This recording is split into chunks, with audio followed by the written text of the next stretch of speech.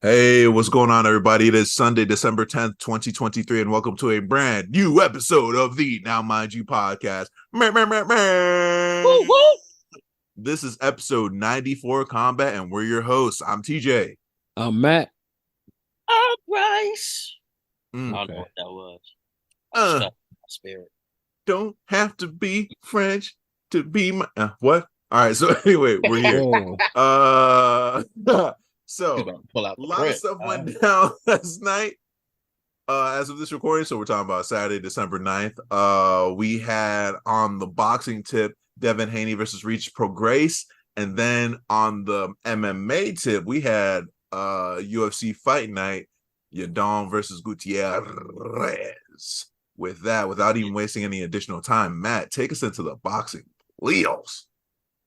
All right. Well, last night we had Devin Haney making his debut. And at 140 pounds, he was having his first fight at 140 pounds against the WBC champion, Regis Prograis. This was for the lightweight division WBC title. And coming into this fight, the belief was that this was going to probably be Devin Haney's toughest fight of his career. Regis being the bigger man, Devin Haney was coming up a weight class to fight Regis. And Regis has been a guy that's proven to be relatively tough. Most notable loss he had was against Josh Taylor, who went on to unify his division as well. And it was a very close fight. He ended up losing on points. But Regis has done nothing but look good since then, and ultimately went on to win another championship, which he was now here defending against Devin. Devin was looking to move up, and he was, decided that if you're going to go up, go for a champion. And that's what he did. Now, Matt, correct me if I'm wrong. I'm sorry for interrupting, but the last time we saw Haney, was that against Lomachenko? No, our last time seeing Devin Haney was against Kambosos. Oh, you're right. Yes, yes, yes, yes, yes, yes, Yeah, yes. he Yes. had Kambosos after After Lomachenko. Lomachenko, right. That is correct. Lomachenko was just kind of the one that's more so in your mind because it was controversial. Super close, man. It was a very Yes. close fight. But actually, no, you are right. I was wrong. His Lomachenko was his last fight. He fought Kambosos twice, and then he fought Lomachenko. So you are correct. Okay. And that was in May of this year, actually. Damn. Okay. And here he was fighting Regis. So this was his first fight since the Lomachenko fight. On the other end of that, we had Regis Prograis. This was his first fight since June of this year when he fought against Danlito Zorilla, defending his title in New Orleans, in his hometown as well, which was, pretty cool thing for him. So coming into this fight, the belief was that this was going to be kind of the hardest fight of Devin Haney's career, especially because Regis is a guy that has pretty heavy hands, drops guys for the most part. He's also a southpaw, pretty skilled southpaw that has pretty good head movement. And we did not get that. What we got was a very competitive first round. And after that, this is coming from me that I was pulling for Regis in this fight. But I have to also be realistic because I was pulling for Regis with my heart. My mind was saying Devin could probably pull it off. And I had to eat it. I had to eat my prediction of Regis winning because Devin Haney, he brought a backpack, notebook, binder, pencils and everything. And, he took Regis to school. 12 rounds. He drops him with like a very subtle but very clean right hand in the third round. And I mean, it almost was like he beat the will to participate out of Regis. And I've never seen Regis look like this. I'll say this fight, like the main thing I had in my notes about this fight at the end of it was there's levels. And when you hear people say there's levels, this was a good example of that. Devin Haney stayed true to his game plan, consistently was moving away from that power hand, like pretty much turned Regis into a one-handed fighter. And the footwork, Devin Haney just was doing virtually everything right. What you kind of ultimately see is Regis is pretty flat-footed. A lot of the times his weight is in his heels, and that's a good thing for him because he's a power puncher. He generates a lot of power from the floor, which is why he's so flat-footed. But the flat-footedness ultimately proved to be his Achilles heel, no pun intended, here in this fight, because he wasn't able to get to Devin Haney. He wasn't able to stop Devin from cutting certain angles. He wasn't able to cut him off. And for the most part, Devin Haney was able to virtually freely move around the ring how he wanted, and just kind of pick his shots. He just was always too much for him. This was a very one-sided affair. Devin Haney, I think, if any rounds, lost the first round, but it was one-sided. It was one-way traffic, all Devin Haney. That's all I got. Damn. Yeah, man. It was one-sided, man. I gotta admit it. I'm really glad I didn't put no money on it, but I gotta admit it. That's how it went down. Shit. I mean, what a way to your debut in the new weight class is a title shot and you fucking get it. Like, all right, kudos. Yeah, man. I mean, he's young. He's saying that his goal is to, move up, unify this division too, and you come right in and win a world title. That's a really good first step. Yes, real talk. It's a really good first step. Talk. So, but we'll see what happens going forward. Let's jump over into this UFC if you guys are ready to do that. Let's go. Let's go. All right. We had the UFC. We had Fight Night. Who was this? Song Yadong versus Chris Gutierrez. Opening up the main card, we had the Iron Turtle Park Jong-yong against Andre Muniz. I want to start this off by Bryce saying that Andre Muniz was built like a Baki the Grappler character, and TJ and I can now not unsee it. Can't unsee that shit. This fight was very close. I'm also going to go out and just say that I don't think the correct person won this fight. I don't think the judges got this one right. In the first round, it seemed like Park Young-jong couldn't really get his footing. Oh, I'm sorry. Let me back up some. Let me give you guys a little information.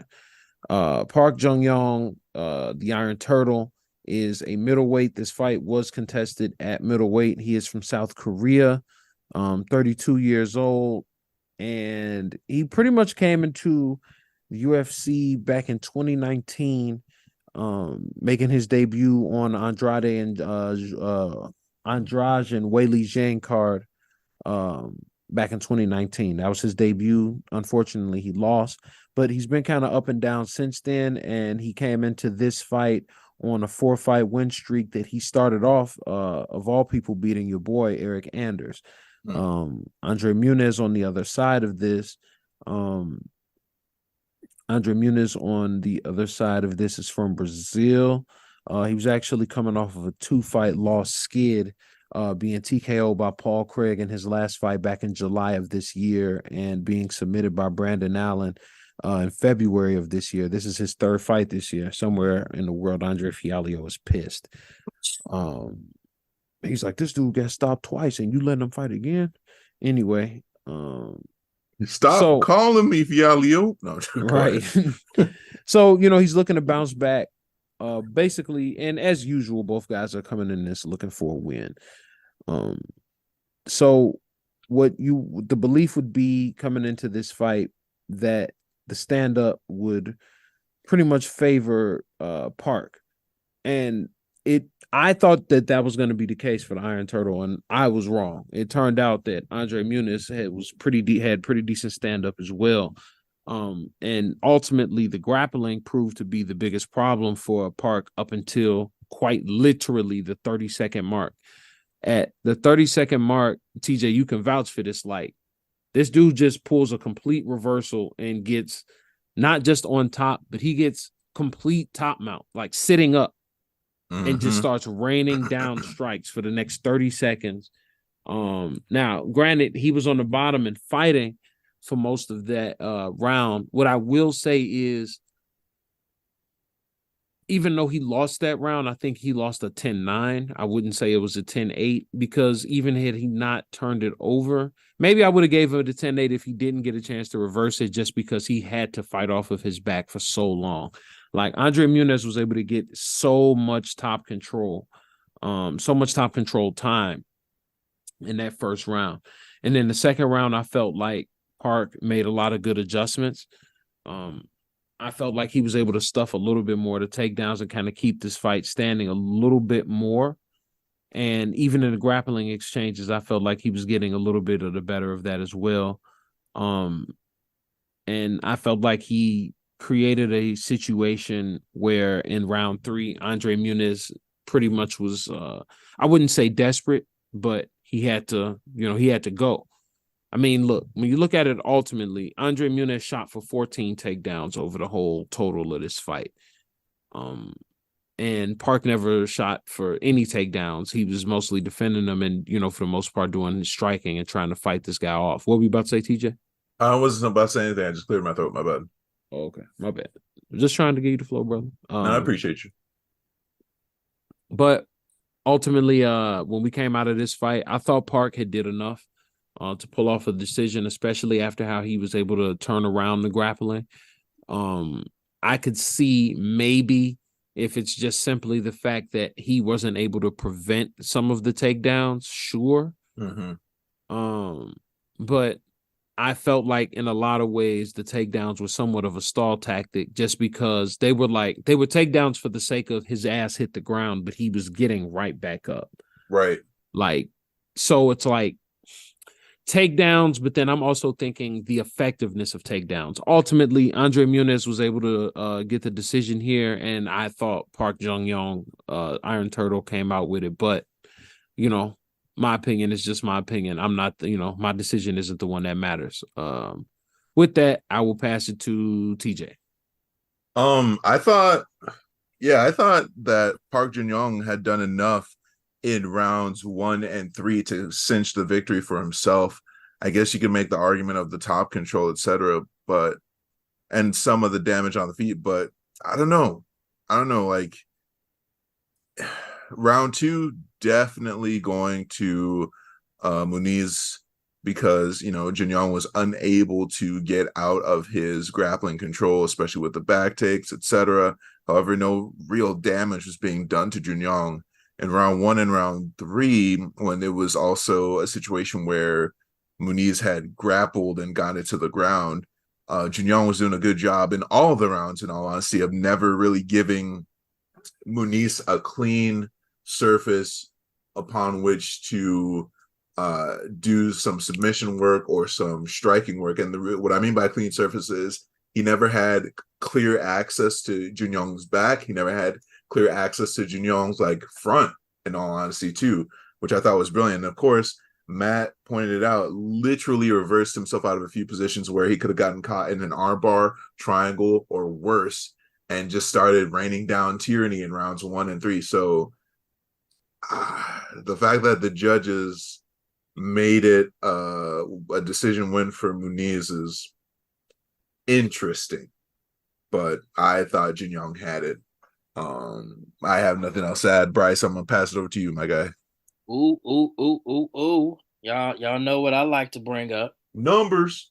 The numbers, baby. Yeah. So, as y'all know, Jung-young Park had 52 out of 96 total strikes. Andres Muniz had 35 out of 60. Significant strikes. Park had 27 out of 60. Muniz had 14 out of 30. Park had 21 out of 54 head strikes. Muniz had 10 out of 25. Clearly, Park had more because when he got on top, he started down that tyranny. Down blows. Yep. Body shots, 3 out of 3 for Park, 3 out of 4 for Muniz. And leg strikes, 3 out of 3 for Park, 1 out of 1 for Muniz. Here's what I think what it came down to. Control time. Park had 2 minutes and 58 seconds of control time. Muniz had 9 minutes 34 seconds. This kind of feels like the opposite of the Guida fight we covered last week. Right. It was just like, yeah, Muniz got the takedowns, but whenever Park got his hands on him and rained him down, it looked like Muniz was gonna get out of there. It's just kind of brings up more questions of what the judges are looking for. I will say that looking at it, 9 minutes is a lot of time. but Yeah. clearly Park had the strikes, had more strikes. And then I feel like it's 9 minutes, and we should qualify it with the fact that Muniz wasn't doing anything with it other than really going from position to position. There wasn't really any damage done, no real submission. So, And we got to qualify how many takedowns we're talking about. 11 9 out of minutes 14. of control time with 11 takedowns, 14 takedown attempts. Yep. And those takedown attempts are like takedowns is that's like trying to get them on the ground. We're not just talking about grappling exchanges and fence wrestling and hand fighting and shit either. That's not factoring that in either. It's just we always had that same conversation with the judges, never letting them get to it. I think it was. I mean, Muniz couldn't get Park down. Like he tried to wear him down, and I thought Park would be tired by the second round, but clearly Park still had that energy to go. He was still fairly defensive. Hell, Muniz was just as tired as Park, damn near. yeah. So yeah, it was an interesting fight. I don't think either fighter really lost anything. Well, I guess Muniz maybe because even though you had all that control time, you didn't do anything with it. You Won the couldn't fight. yeah, it won him the fight. Yeah, exactly. It won him the fight. But shit, we're arguing. So, it is what it is. But yeah. Anyone have any other thoughts on this one? Nope. No, let's why don't you take us to our next one, Bryce? Let's go into the next one. We got a bantamweight fight between Tim Elliott versus Sumadarji. Yep. Yeah. All right. I got it in the first try. All right, let's Yeah, go. real talk. This one was a quick one.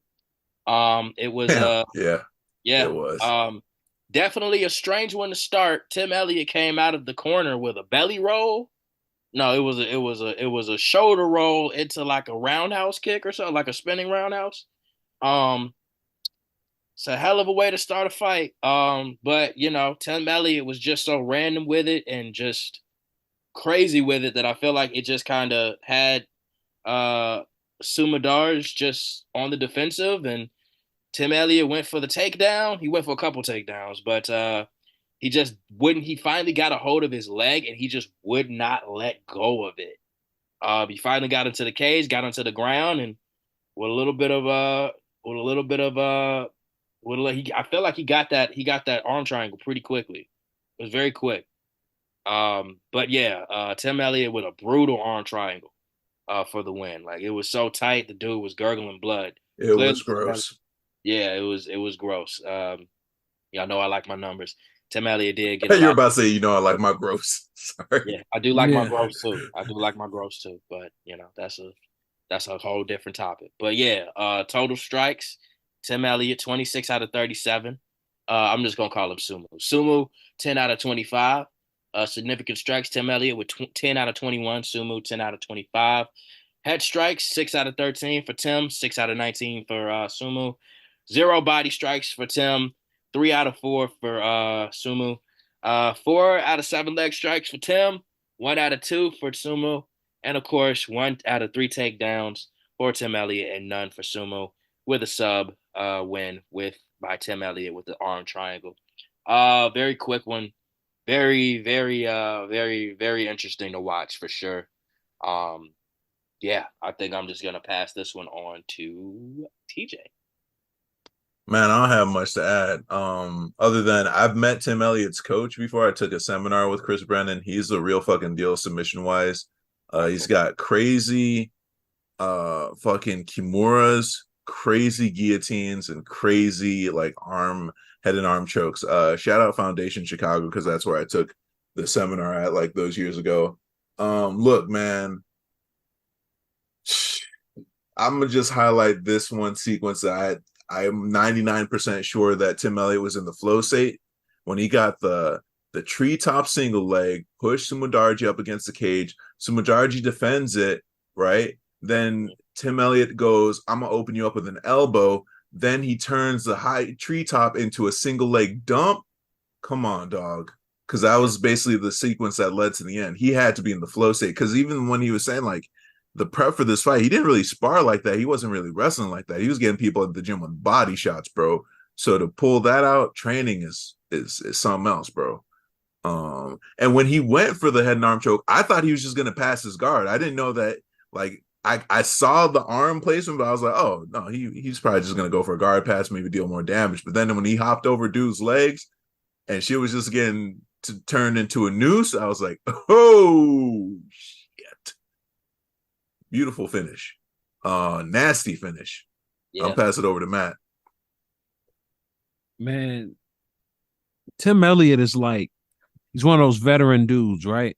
Like, he's been around forever. He's been in the UFC. He's been out of the UFC. And I don't know, man. He's like, he's not necessarily a gatekeeper, but he's also not a gatekeeper. I don't really know how to describe it. I just know he's dangerous. You know what? Tim Elliott is like, he's like the, what's his name? He's like the Bobby Green of this division. Like, just been around. There's nothing you can throw at him that he hasn't seen. And like, I feel like he damn near always is in a flow state the way he fights. You know what I'm saying? Like, he's just so off the wall. It was kind of no way to even predict where he was going, and just the way he slid over for that choke, man. And I mean, that shit was in there tight. Like, yeah, it was gruesome. Like, Sumo went out. Yeah. Like, he didn't tap. He went out. Yeah, the aerial shot of choking him out, like Bryce said, with him gurgling on that blood, was like, so you want to be in the UFC? This what you want to do? You sure? Play that back one time. This could be you. Are you sure? That could have been you. You want this, right? Yeah, that's how I feel about it. Those was my thoughts. You know, it's not like I can give some super deep technical thing. It didn't last that long. But I'll pass it to you, TJ. All right. Well, shit. Let me take us into Kelvin Gastelum versus Jamie Malarkey. I'm kidding. Okay. I kid. That being said, everyone at this point knows that Nasrat Haqparast and Kelvin Gastelum look extremely alike. That being said, one has Mexican heritage, the other has Moroccan heritage. That being said, we're all humans at the end of the day, so a common ancestor may not be that out of pocket. But we had Jamie Malarkey, Australian fighter. Let me see real quick. Let me pull up some fighter data too, because I'm trying to think about the last time I saw Malarkey. He was like doing his thing. Hold on, pulled up his page real quick, y'all. But Jamie Malarkey, yeah, last time we saw him was against John Makdessi, right? And he won that unanimous decision win. That was around September. And I feel like it was just like a one-sided beatdown. Then we have him versus Nasrat Haqparast, right? And Nasrat is coming off of a win against Quinones. Again, it was a unanimous decision win back in September. It might have been on the same card, right? And then that's crazy. Oh no, that was in September of 2022. I was gonna be like, he fought Makdessi like a week before, but that was in September 2022. But I'm saying all this to say that they're both coming off of decision wins. And listen, Australians, as we now can 100% say, are game fighters. These people of this nationality like to fight. If I hear an Australian name on the card, or I hear like an indigenous Australian sounding name on the card, or New Zealand, like anywhere from that area, I'm like, all right, we're in for a scrap. That being said, Nasrat is North African. I don't have to say any more than that. Look, in my notes, this is what I put. Because I didn't catch any of these fights live, I ended up watching the broadcast this morning. The fight was so fast, I accidentally spoiled it for myself, and I was trying to scrub through the main card to get to it. That's how fast the fight was. I want to again shout out Kelvin Gastelum, because it's crazy to me. He just lost to Sean Brady, right? Bounced back, went down a weight class, and did this. Again, joking, Nasrat. But Jesus, dude, like, there's something that I feel like I've seen this in one or two instances since I've been on the podcast and I've been rewatching UFC because I had a period where I was watching UFC religiously and then I stopped for a few years. Then when Matt and I were talking about doing the podcast, like I started watching, really getting into combat sports again.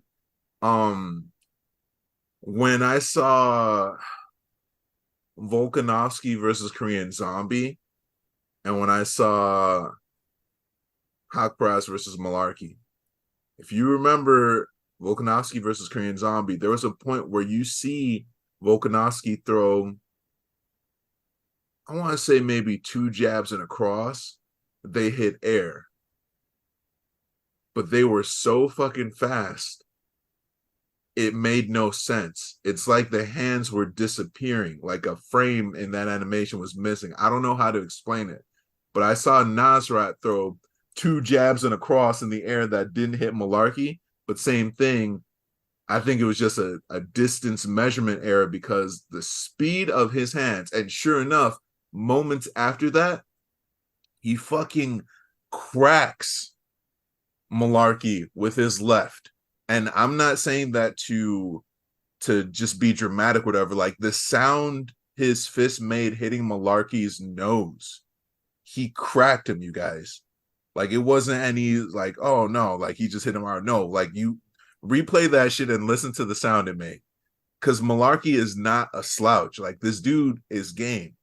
And then like he cracked him with the left and proceeded to hit the uppercut button, just spam it.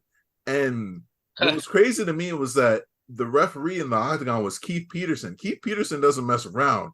But like I was like, this is almost a bad stoppage because he cracked him, hit him with like 330-12 uppercuts. And Keith Peterson was like, all right, he's collapsing again. Let me just go in here and stop this. And Keith Peterson is the guy who talks like, sir, you ready? Sir, you ready? Fight. Like no, he's literally known as no nonsense Keith Peterson. But even I was like, all right, bro. After the 25th uppercut, I would have been like, okay, I should have stopped this 15 uppercuts ago. But crazy first round finish for Nasrat. I'm gonna pass it over to Bryce. Yeah, sure. So I have my theory on the Keith Peterson situation. There's really nothing I can really add with the numbers, but if you're curious, total strikes, Nasrat had 18 out of 31, Jamie had 8 out of 23. Significant strikes, Nasrat had 16 out of 29, Jamie had 8 out of 23. Head strikes, Nasrat clearly had 14 out of 27. Do we need that stat? Jamie had 3 out of 16. Nasrat had 2 body shots, Jamie had 2 body shots. Nasrat had no leg kicks, Jamie had 3 leg kicks. So my theory is when Keith saw Nasrat over Jamie punching him like good 10 times, he said to himself, why is he just holding his shoulder? Don't he know he got to finish the fight? Because he couldn't see them hitting Jamie's face. Wouldn't that be some shit? Like, he's like, wait a minute. How come his face is moving like that even though there's no, oh, shit, he's getting punched. I think that's what happened. I don't think Keith could see the punches initially because Nasrat was just clocking him so hard. Right. It was just hard to perceive. Yeah, that's Keith is on his shit usually, right? Yeah, he's on his shit. Honestly, that's a viable theory, Bryce. That motherfucker was just getting. He was quick with it. That. Make. Go to sleep. But yeah, that's my theory. What you got, Matt? On the how you say his name? Hakparas fight and Malarkey? Yeah. Boy, he rose that man from the dead and put him back down to the dead. That shit was crazy. Like, nah, bro, I've never seen a man uppercut a man standing. He uppercutted him back up to his feet. That shit was, I've never seen no shit like that in my life, bro. How you knock someone up? Bro, wait, pause. This nigga was slowly rising up while he was uppercutting him. I was like, at first I was like, damn, is this nigga really like that? Like, is he just really the truth? And I was like, oh, he dead. Oh, he a zombie. Because boy, he was rocking that man. Oh my God. Yeah, that shit was crazy. That's all I got to say on it. Woo! Oh, Oh boy. we talking crazy. What you got next, Matt? Oh, here we go. This isn't crazy. This is on Will. With what we experienced, what we witnessed after this was Anthony Smith versus Khalil Roundtree. You funny as fuck. Anthony Smith was coming off of a win against Ryan Spann back in August, and he was going up against Khalil Roundtree, who was coming into this fight on a 4-fight win streak after TKOing Chris Dawkins in the first round back in August of this year. So Khalil, as we often joke about on here, has really been on a tear lately, especially just in the way that he's been fighting. And there's something that's kind of really menacing about the way that he fights now. And, you know, there was this whole, there's going to be the battle of these two guys that are like, kind of crazy, because we had Anthony Smith talk to himself in a fight before. And I get all that. I don't want to hear that shit. I was going to keep it clean. I was going to keep it professional. Fuck all that. Like, nah, bro. I've never heard Khalil talk to himself. I've seen him cry after doing a completely vicious TKO, and I don't think that's the same thing. We're going to get into it.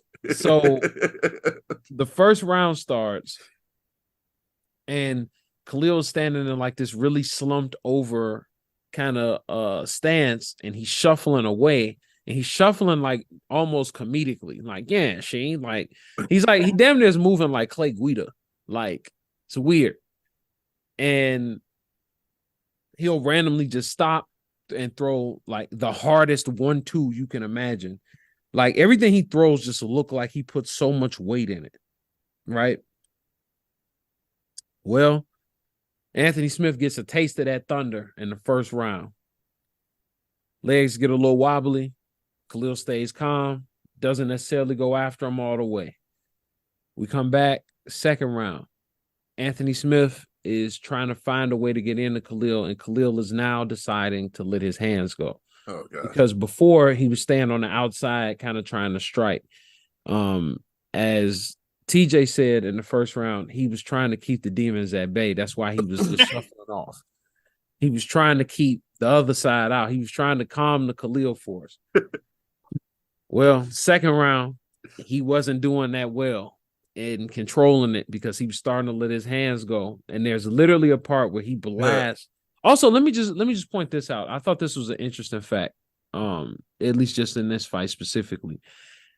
Because you don't see this that often just in the UFC in general. Both of these guys stayed in their respective stances the whole time. Khalil stayed southpaw, and Anthony Smith stayed orthodox. Neither guy ever switched. And typically, most guys in the UFC, I've noticed just over time, are switch hitters. I just wanted to point that out.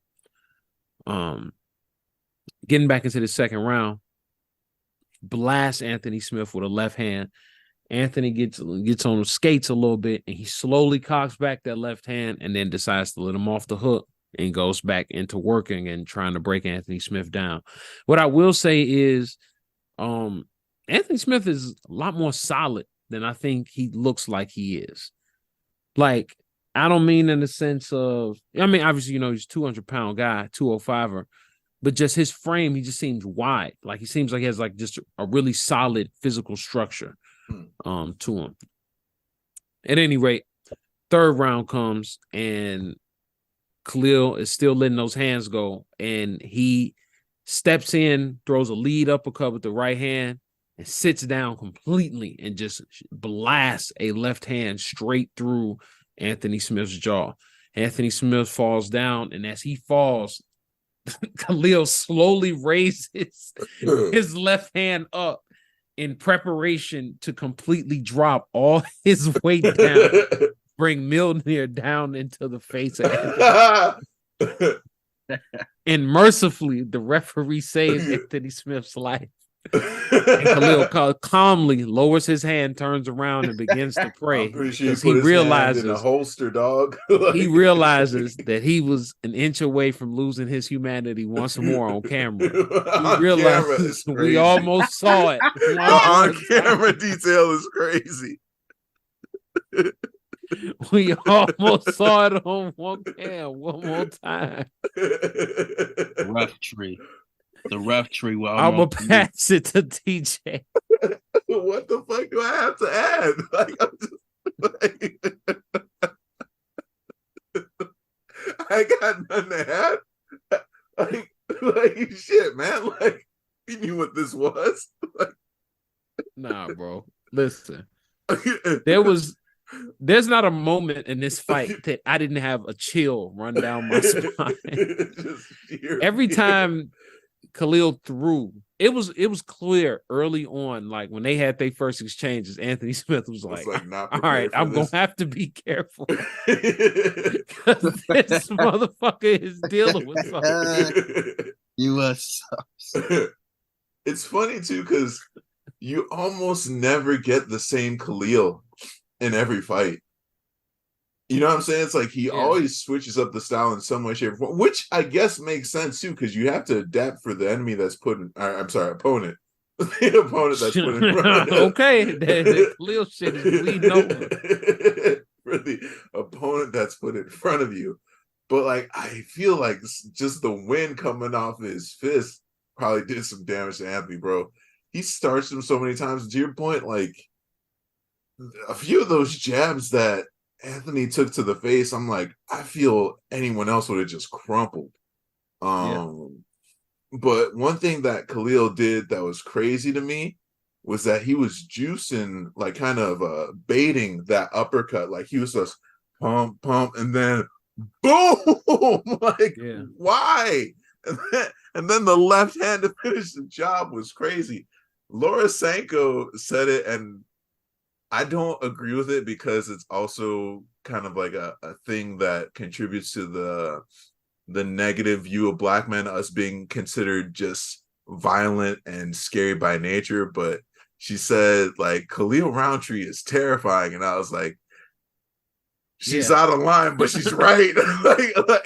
Listen, you don't see, I don't see him throw a filler punch. When he throws, when he commits to a shot, it's like every punch is meant for you to die. Right.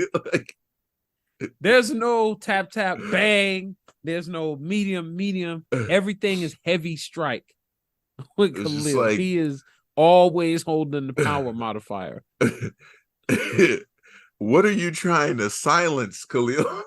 His demons, right? Man, I'm trying to tell you. Bryce, what'd you think, bro? I think y'all pretty much covered this. What I will add is there's something that should be said about when a motherfucker gets hit so hard.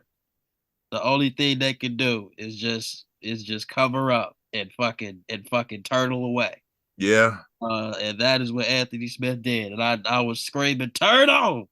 Get away!" That's like some horror movie shouting in the movie theater, like, "Run, bitch!" Like, just don't go back out there. Don't go back out there. I see the rage. He can't contain it. Yeah, it was definitely one of those where it was like, boy. Oh shit. Holy shit. You know what it was? Khalil raising his arm up is like Spider-Man holding back the train. Yeah, for real. Like, hilarious. Hilarious. If that he had literally one more second, if that referee did not step in, he was giving the referee really a chance. He's like, I need you to get in here before I turn this nigga into part of the match. He's like, I can't contain him. He was about to turn Anthony Smith into a sponsorship on that motherfucker. He was about to splat his ass. That shit was crazy. His fist was talking to him like the nine-tailed fox talked to Naruto. Release me. Destroy. Unleash the hate. Oh my god. Yeah, no, that was Hey, you know what I though? I'm one of the people rooting for Khalil versus Poshan because I need that. You know why? Right? Because you got the craziest, most emotionally motherfucker fighting versus a motherfucker that you just can't even tell if he having a good day or not. It's Stoic just as like hell. complete opposite. Yeah. Stoic as fuck. But All so he it's just emotion and fist. but it's like opposite on the spectrum, but somehow similar in violence. Yeah. Yeah. Yes, indeed. We just gotta roll with it. We just gotta roll with it. Oh man, what's that? What the hell is that stare down gonna look like? It's just like somebody that's gonna like try to stop himself from crying versus somebody that's just like he don't even know what's really going on. He just here. I feel like Khalil He got the Bryce would just stare. look at the floor Yeah. because the Bryce stare. I feel like Khalil would just look at the floor because the moment he locks eyes, the demons come out. I don't feel like either of them will see each other at all. Right. That's scary, but I 100% understand what that means. Yeah, yeah, I agree. You guys want to go into the main event? Sure. Although I feel like the co-main was the main event. I'm not gonna hold you. I Same. feel like the co-main was the main and was definitely my favorite fight on this card, but not for the right reasons. All right, so we had Song Yadong. Well, actually, Yadong Song, right? I guess his last name is Song and his first name is Yadong versus Chris Gutierrez. Let me pull up some fighter data for y'all. But I mean, y'all know who Song is, man. Like this dude has, I want to say at least 2 walk-off KOs in the UFC, right? His last fight was against Simon back in April of this year. Then before that, he had fought against Corey Sandhagen, where there was the doctor's out. Is that the one where Sandhagen tweaked his knee? Yep. Yeah, that was one where Sandhagen had tweaked his knee. But I mean, it's Song Yadong, man. The kid is just like this powerhouse coming out of China, training with Team Alpha Male. So Uriah Faber's in his corner. Originally, even this card was supposed to take place in Shanghai, but got moved last minute. Then over on the and of course Song Yadong, aka the Kung Fu Kid, right? I feel like that's a new nickname that they just gave him. And then of course we have Chris El Guapo Gutierrez coming off of a win against Alatang back in October of this year. That being said, right? I mean, you basically have Song Yadong, who's well-rounded, explosive, young, and then you have Chris Gutierrez, who's clearly trying to climb up in the rankings. I think he's number 15 right now in Bantam, and he's trying to climb up and take Song's number 7 spot, right? What I feel like is Chris Gutierrez actually had a really fucking good strategy against Yadong, right? Against Song. The reason why I say this is because if you pay attention to that first round, Yadong was having Yadong is his last name, Song is his first name, my bad. Yadong was having a lot of issues trying to find Gutierrez on the center line. Like if you notice, Gutierrez was doing some hella good distance management, even made Song hit cage by how often he made him miss. I think the mistake Gutierrez was making was honestly trying to somehow grapple with Yadong. Now, to be fair too, it's like Yadong had to switch it up a little bit and switch over to wrestling and taking into grappling, but Gutierrez has a very good guard. However, it wouldn't have been the move to make against someone who's really like a brawler type wrestler in Yadong, right? So every round kind of ended up being the same thing, but eventually Yadong kind of had his number and was catching him a lot and dealing quite a bit of damage. There was at some point eye pokes. At some point, was there a groin strike? No, I don't think there was I think there was a groin strike. And then apparently there was a heckler in the stands who was really getting in Gutierrez's head. But ultimately, Yadong wins this by unanimous decision because at the end of the day, he did deal the most damage. I think Gutierrez goes back into the lab, makes some adjustments, and I I wouldn't be surprised if they run this fight back later on down the line. But this is also a division that's pretty fucking stacked in the top 15, right? We got Sean O'Malley, we got Aljamain Sterling, we got Merab Dvalishvili. We now have fucking Davison Figueiredo, right? We have fucking who else? Henry Cejudo in this division now too. So I don't know. It's gonna be pretty insane to see how momentum. We got like Cheeto, right? Like this division's pretty insane now that I think about it. I don't know. I got nothing else to say. Matt, what'd you think?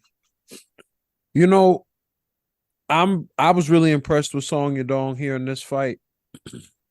I think this explosion of fighters that we've gotten recently from both China and Korea is really like, and I mean this, I don't mean this in any funny way at all, but I feel like they've really spiced up a lot of these other divisions that we've just seen this explosion of these fighters from these regions. Yeah. And I think that I think it helps tremendously when you got a guy like a Song Yadong who can come in and beat Chris Gutierrez, a guy that was on a streak coming into this fight. A guy that was looking like before he ran into Pedro Munoz, he was on like a really crazy streak, but still, you know what I'm saying? He lost a close decision to Pedro Munoz and then is coming off of that win against Healy just in October. Like that was recent. Yeah. Was looking to try to ride that momentum. And I thought his corner was giving him the right advice. This was one of the few fights I was listening to with the volume up. So I felt like Chris Gutierrez's corner was giving him the right advice, especially when he was getting into those latter rounds. Like, hey, look, you're behind. Like, you need to pick it up. You need to throw a few more combinations and things like that. And it was interesting. This was like a perfect example of how timing pretty much beats everything. Because despite the fact that Song Yadong was not like he did not have a height or a reach advantage in any way, he was able to like time this guy pretty well. And I honestly felt like if he would have landed one of those few uppercuts that he was really trying to rip after, especially in those first few rounds, like those first 2 rounds, man, I thought he would have sent that dude to the upper room, man. Like, damn, I thought he was going to send him up the room. I'm for real, man. Like, I thought he was going to really send him somewhere. But overall, I thought Song Yadong put on a really good performance. I thought it was a really good MMA performance. Like, he covered all the bases. He had good takedown defense. His strikes were good. He had actual good takedowns that he went for and that he made. He was 2 out of 3, which is good. Had a decent amount of control time. I think because of the takedowns and because of the versatility, he was able to kind of make Chris Gutierrez keep those kicks holstered. And I think that was ultimately the deciding factor for what was able to help him win that fight, because Chris just never felt comfortable enough to let those kicks go. Right. And I think that really was like, ultimately, if there was like something that was the deciding factor, I really do think it was that. I think preventing, that's strategy, right? Preventing your opponent from using their best weapon and, giving yourself the easiest path to victory. And that's what happened. So right. I pass it to Coachman. Nah, I think you hit it right on the head. I'm just gonna add some numbers to it. Total strikes, Song had 160 out of 283. Chris had 105 out of 165. Significant strikes, Song had 77. Gutierrez had 87. This is the number that would be very interesting.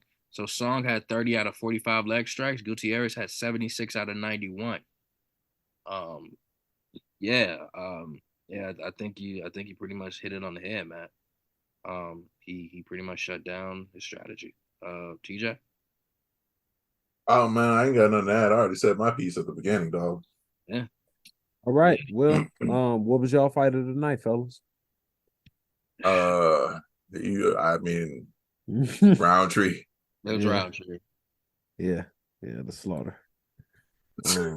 All right. Well, as far as the next week, what we have, and that was on me. I was mistaken last week, but this week actually, we have Van Rodriguez versus Sonny Edwards.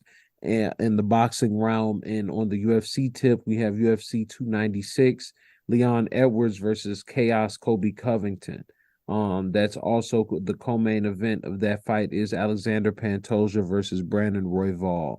We also got Rock Monanoff against Stephen Thompson. We got Patty Pimblett against Tony Ferguson on this card. We also got Ian Gary and Vicente Luque. This card is not gonna be any joke whatsoever. This is also our last one of the year. So let's see what's gonna happen. We will see you guys with that next week. And with that, we're gonna see you guys and go into our shameless plugs.